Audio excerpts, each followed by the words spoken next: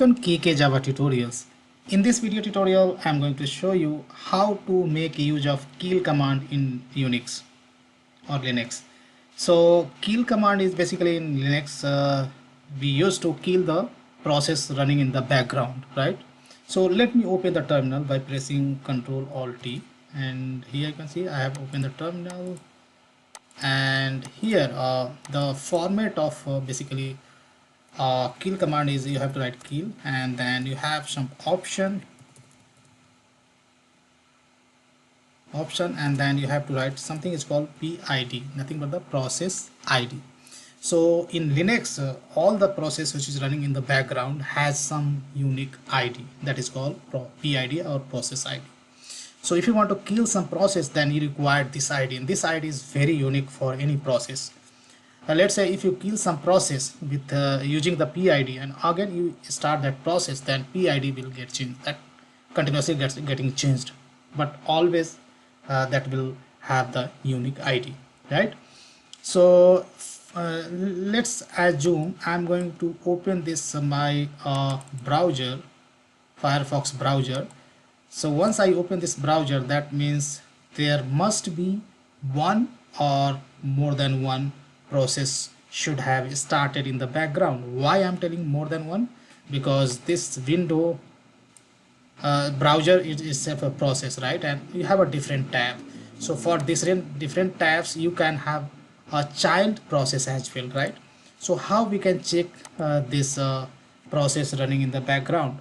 So in previous video tutorial, I have already shown you how to check all the process running in the background using the top command. Once you press the top, then here you can see top command list out all the process running in the background, right?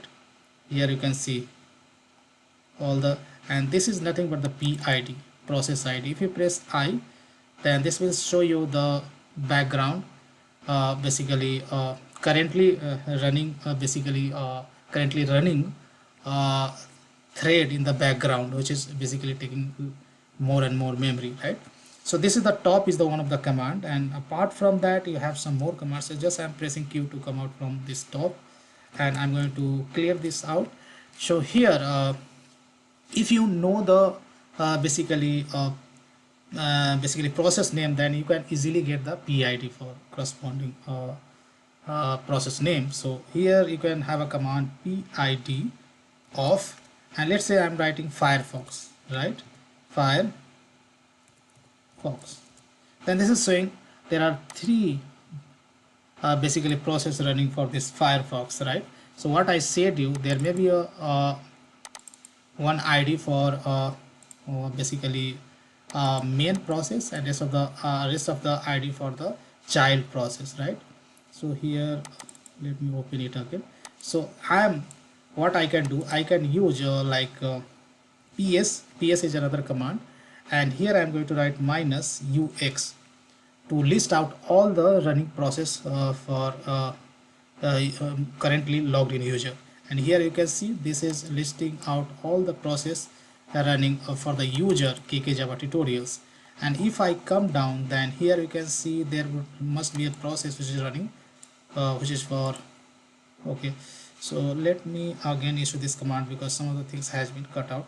So I'm going to run this command once again by making full screen. So I'm going to write clear, and then same PS -UX I'm going to print. Here you can see there is a process is running with the Firefox, right? And saying that new window, right? And process ID PID for this guy is 9767. So I know the process ID 9767, so easily I can kill this process. So remember this 9767. So I go over here, and here I'll write kill, and kill, then 9767. Once I press enter, then this window should close, right? Because I'm going to kill this process, and here you can see that window has been closed.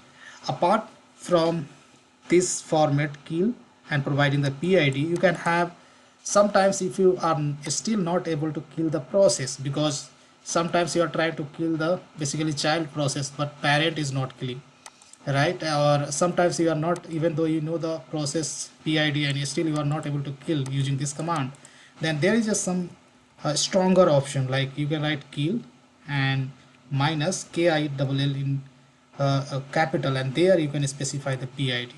Or you have another option like kill minus 9 and PID, right? Using this option forcefully, basically you can kill the process. Yeah,